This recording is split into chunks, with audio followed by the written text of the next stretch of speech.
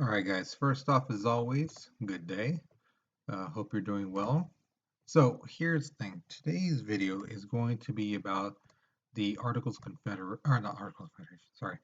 It's going to be about the branches of our government.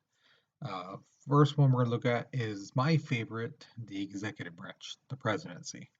Okay, so here is your warm-up picture. Now, if you have the packet, you already have the questions, but if you don't, you can write on a line sheet of paper. Just be sure you put on the side warm up and then the parts of the notes and then the questions, that way you can see where each part is. All right, so again, here's your warm up. First question, what do you see? All right, so break it down. What do you see?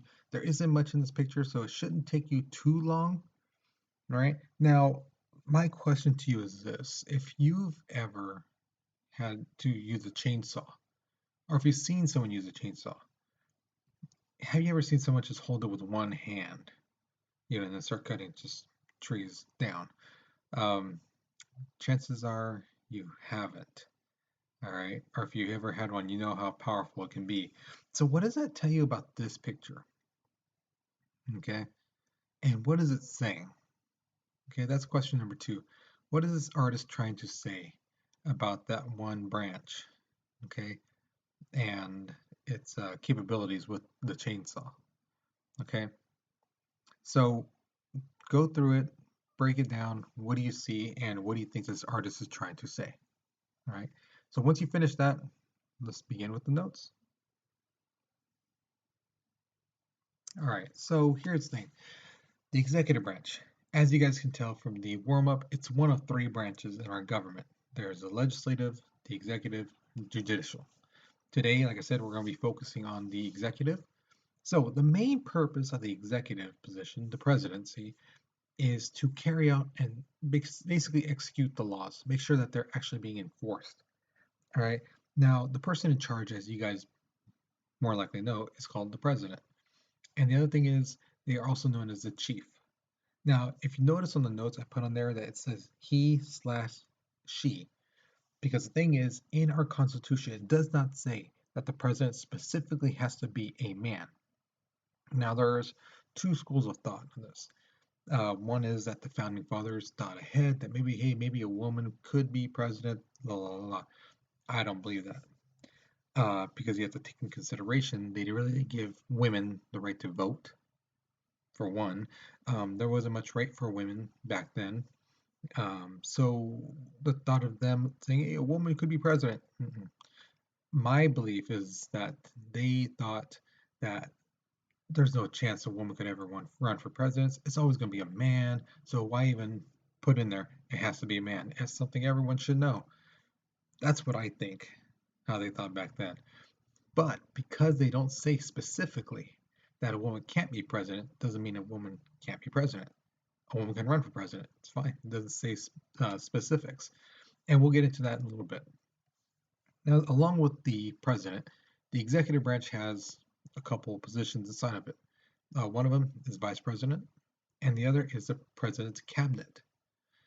Now, in the cabinet, there are 15 departments, and you can see them to your right. You have Secretary of Labor, Secretary of State, Health and Human Services, Treasury, Urban Development, Defense, Transportation, Attorney General, Energy, Interior, Education, Veterans Affairs, Agriculture, uh, the Commerce, and Homeland Security.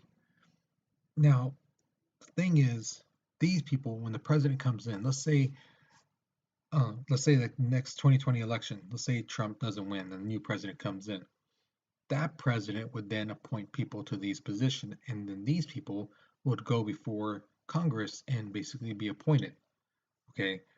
Now, do they automatically get to be in this position? No, not necessarily. Sometimes there's some ruffles between the Congress and the president when he picks somebody. All right, so let's say Attorney General. That's supposed to be the top lawyer in our country, and let's say he decides to make his barber the Attorney General. That's a no. That's an automatic no. What are you thinking? Why are you putting this barber in there? That's not his specialty. His specialty is cutting hair, not law. And that's what this position calls for. Somebody who knows the law. So that would be stupid. Now, the other positions that are available, stuff like different agency boards, committees, commissions, these are filled by people the president wants. And these are, I can see like, um, if you helped out the president during his presidency, chances are, if you were up there, you're one of those people that were really helping out, and they took notice, you would be appointed to one of these committees. All right, they're low level stuff, nothing that really damages the nation, per se, but it's just something as a way of saying thank you to those people. So they might be, I don't know, like if someone was in some form of law somewhere or another, they may be part of like the, I don't know, tax collector for the District of Ohio. I don't know. But then that person would get that position because they helped out the president. Again, it's a way of saying thank you to those people who helped them during their run as president. All right, so here's the thing. In Article 2, Section 1 of the Constitution, it states, the executive power shall be vested in the President of the United States of America. Now, the President is not only the head of the executive branch, but they are also Commander-in-Chief of the Armed Forces. Now, you have to remember, back then, when this was being written, um, the Army was our only armed forces. We didn't have an Air Force.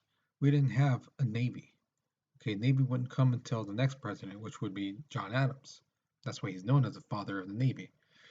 Um, and as time went on, it went from Army, Navy, Marines, Air Force, National Guard, um, Coast Guard, things like that. So as the military grew and expanded into different groups, so did the power of commander in chief for the president. Okay. Now, originally, the framers didn't feel that, oh, one person should be in charge because, oh, it's kind of like a king, So there was thought maybe put two. But then what happens if they both don't agree? One's on this side, one's on this side. How do you have a tiebreaker? And they thought, well, why not three presidents? Well, then why stop at three? Why not go to five or seven or nine? You know, and that's the thing. It was compromising. And they decided, one is enough, but there has to be some types of checks and balances, which was discussed in a couple of videos back. And if you didn't get to hear that, I strongly suggest you go back and watch that, or you go online and look up the checks and balances between the executive branches, the legislative branch, and the judicial branch. It's pretty interesting stuff. All right. Now, some people felt that a strong executive branch was needed. People like Alexander Hamilton, the Federalist, they were like, yeah, you know what? The federal branch needs to be strong. If it's not strong, then it's going to be weak, and then the other branches will go over it. So we can't have what happened to the Articles of Confederation happen again. We can't. You know, we need a strong government. But then there were some people who felt that the president was too strong. That branch was way too strong. People like Thomas Jefferson, James Madison, and the other anti-federalists. Okay, so again, you got two political groups that are separating, um, have different beliefs, and just kind of fighting and separating our government. Okay, this whole thing with the Republicans and Democrats, this has not just been a recent thing. This has been going on since the beginning of our country, believe it or not. So that's why I put that little picture, kind of show you. Okay.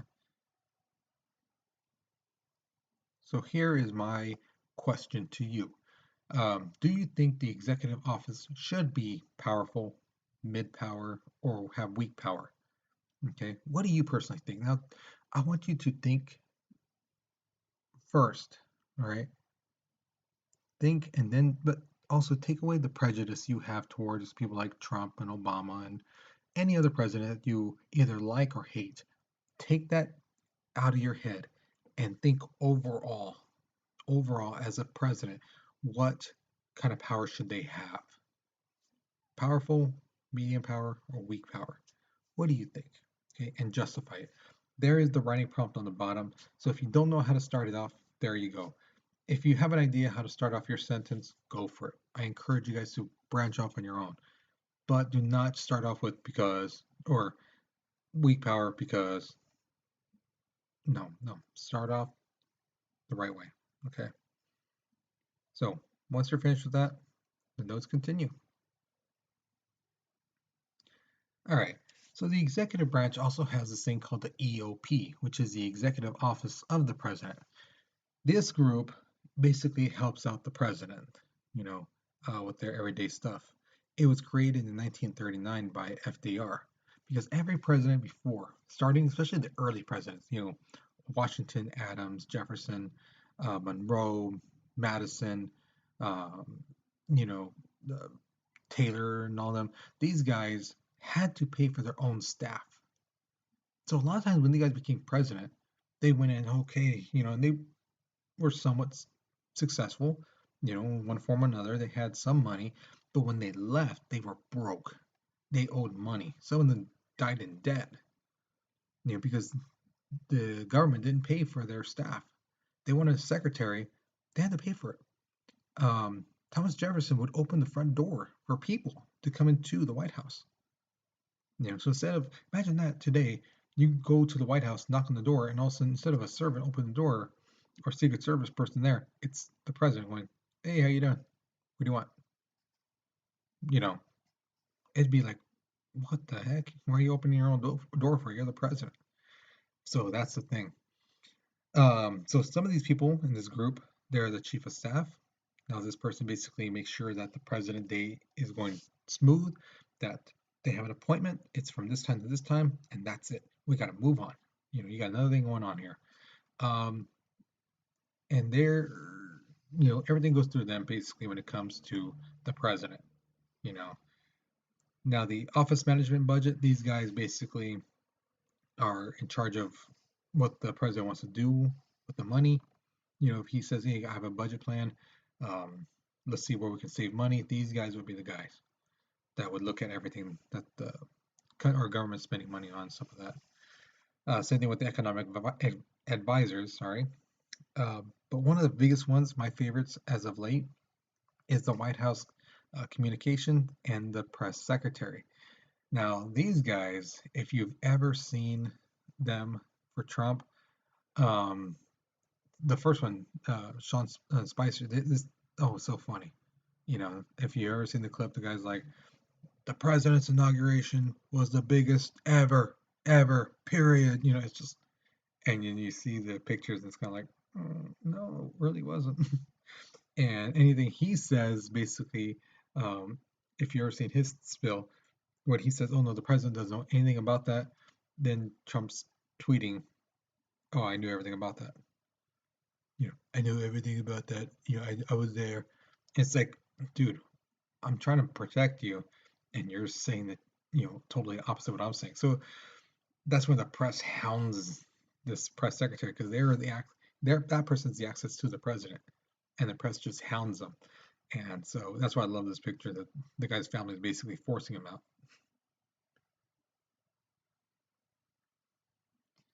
All right. Now, in the Article 2 of the Confederation specifies that the president should be elected for one term, which is 4 years. So if you hear a one-term president, two-term president, one term, 4 years, two term, 8 years.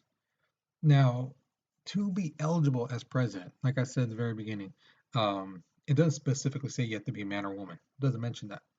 But it does say you have to be a natural born citizen of this country.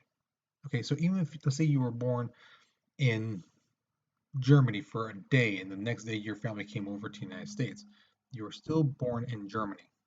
Okay, now let's say you were born on an embassy in Germany.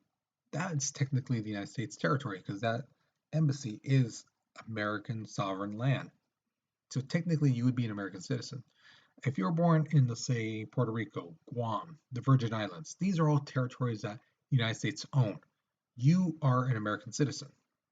Okay, based off the Constitution, you are an American citizen. Granted, those places are not states, but they are territories owned by the United States. And if let's say somebody who's born in Germany for that one day, right, and then they don't get their paperwork in order, and they try to run for president, the government would stop them, saying, "No, you are not a natural-born citizen. You did not do the necessary paperwork. Your family didn't, or you didn't, and you're not a citizen. But you spent the rest of your life here. Doesn't matter. The paperwork says you were born in Germany. You are not born here, so you cannot run for president." Okay, the government will not let someone run just because he's a nice guy. He has a nice smile. He said, my wife is pretty. No, doesn't work that way. Okay, you have to be a natural born citizen, and you have to be at least 35. Okay, why that age? Maybe they felt 35 was old enough that you knew right from wrong, you had some type of career, or you established yourself some way, and you knew what you were talking about if you were going to be in um, office. You knew more or less how politics worked, how government works, what is needed in their country, to help it out, things like that. Also, you have to be at least here in this country for 14 years.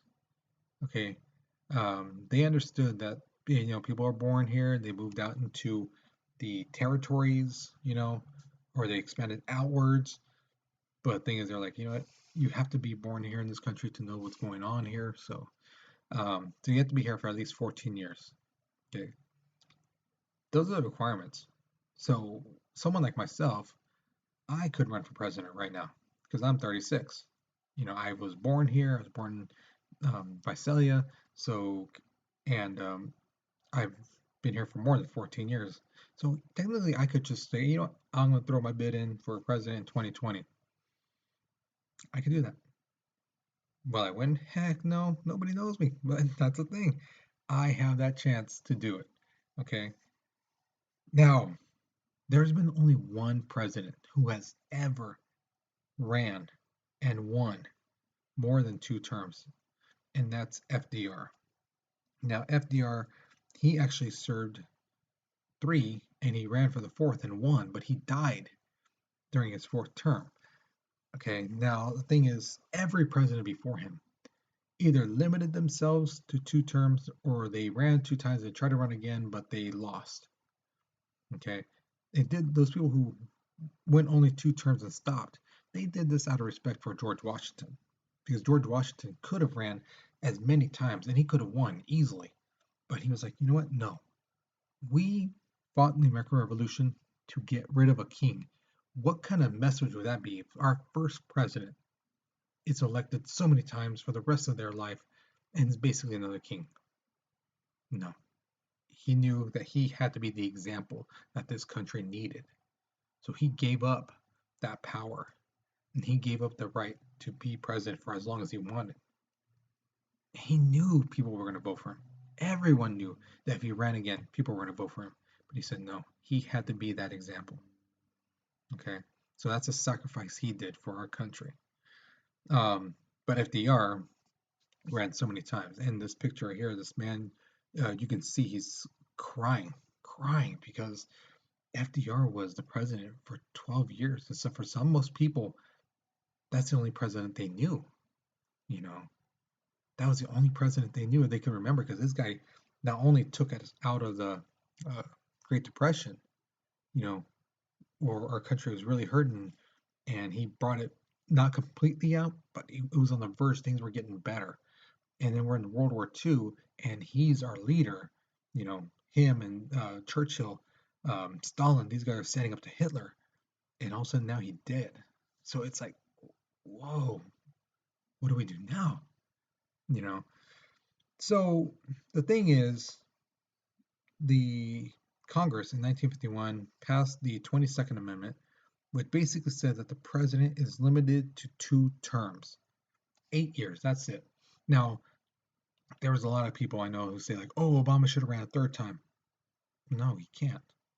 Even if let's say Biden, example, ran for president in 2020, and he wins the Democratic nomination, and he says, "I want Obama as vice president."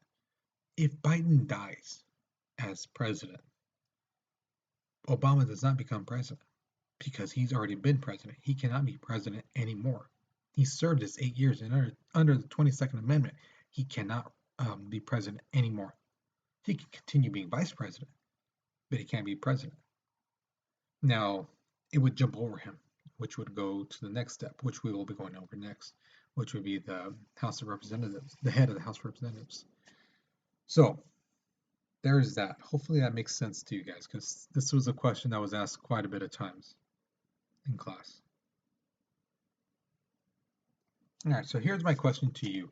Do you think it's a good idea to limit a president to just 8 years, 2 terms? Think about it, write it down. Remember, take your prejudice or your love for one president or another, take that out of your head. Okay, and just think of any person who's running for president, whether it's Republican or Democrat or what, should they be limited to just 2 terms, 8 years total? What do you think? Okay, justify your reasoning, explain it. Don't just put yes. Guess what? Yes, because it's good. No, no. Explain. All right, actually explain it.